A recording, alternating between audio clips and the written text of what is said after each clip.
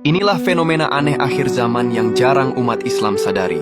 Jangan kalian anggap bahwa semua wanita yang berhijab atau bercadar itu pasti orang Islam. Di dalam Islam berhijab memang diwajibkan oleh syariat. Namun tahukah kalian bahwa banyak agama dan kepercayaan di Timur Tengah yang wanitanya juga berhijab dan bercadar? Beberapa agama juga memiliki ritual dan budaya berpakaian yang mirip dengan Islam, seperti menggunakan kerudung atau hijab, termasuk kaum prianya yang berpakaian seperti pakaian ulama dalam Islam. Di kawasan Timur Tengah berpakaian tertutup seperti ini memang telah menjadi budaya dan bahkan dianggap sebagai identitas agama. Hal ini sebab letak geografisnya yang dekat serta keragaman budaya yang saling terkait dan memiliki kemiripan. Agama yang pertama, yaitu Kristen Ortodoks.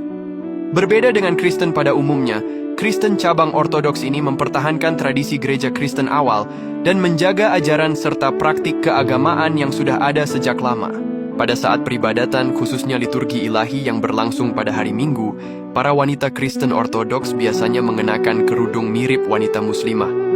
Tidak hanya itu, dalam doa mereka juga mengangkat tangan ke atas dan melakukan gerakan berlutut yang sekilas mirip dengan sujud dalam sholat. Kemudian yang kedua yaitu agama Mandaisme. Agama ini mungkin jarang didengar, namun nyatanya telah ada sejak lama dan masih bertahan di Irak dan Iran. Mandaisme dikenal sebagai agama agnostik monoteistik dengan ajaran yang berbeda dari Islam. Wanitanya juga menggunakan hijab tertutup dan bahkan ada juga yang mirip bercadar. Menariknya, Mandaisme menghormati sejumlah tokoh yang juga dikenal dalam ajaran Islam seperti Adam, Habil, Set, Enos, Nuh, Sem, Aram, dan terutama Yohanes Pembaptis. Bagi penganutnya, Yohanes Pembaptis dianggap sebagai guru terbesar dan pembaharu iman mereka. Kemudian yang ketiga yaitu agama Sikh. Sikhisme merupakan agama monoteistik yang berasal dari Punjab, India, dan didirikan oleh Guru Nanak pada abad ke-15.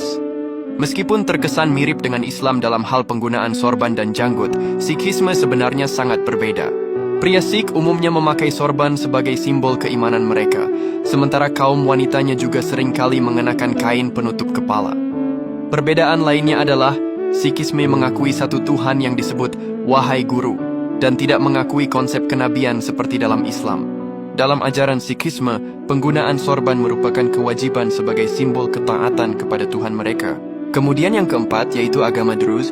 Agama Druze berasal dari Mesir pada abad ke-11, sebagai cabang dari Islam Syiah Ismailiyah, dan kemudian menyebar ke Suriah dan Lebanon.